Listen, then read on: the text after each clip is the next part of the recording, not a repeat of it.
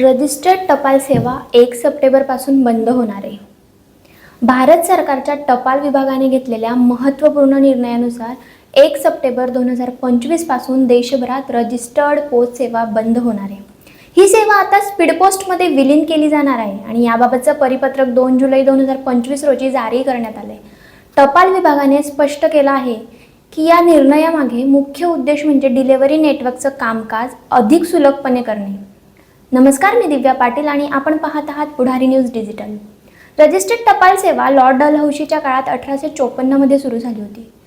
Registered post ही भारतातील एक जुनी, विश्वासार्ह आणि कायदेशीर सेवा होती. विशेषतः सरकारी पत्रव्यवहार, न्यायालयीन सूचना, नोकरीच्या ऑफर्स लेटर इत्यादींसाठी ही सेवा मिळणारं अक्नॉलेजमेंट, रिसिप्ट आणि सुरक्षिततेची खात्री यामुळे नागरिकांचा प्रचंड विश्वास जिंकला होता. गेल्या कित्येक दशकांपासून लाखो भारतीयांसाठी ही सेवा अधिकाधिक कागदपत्र पोहोचवण्याचं मजबूत माध्यम होते.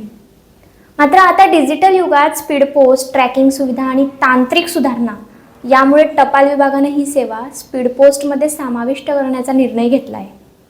नोंदणीकृत पोस्ट ही फक्त एक सेवा नव्हती, तर अनेक भावनिक आणि कायदेशीर क्षणांचे साक्षीदार होती. आता ती सेवा इतिहास जमा होत असून नागरिकांनी 1 सप्टेंबरपूर्वी यासंबंधीच्या बदलांची तयारी ठेवणं गरजेचं आहे. अशाच नवनवीन घडामोडींसाठी बघत रहा पुढारी न्यूज डिजिटल.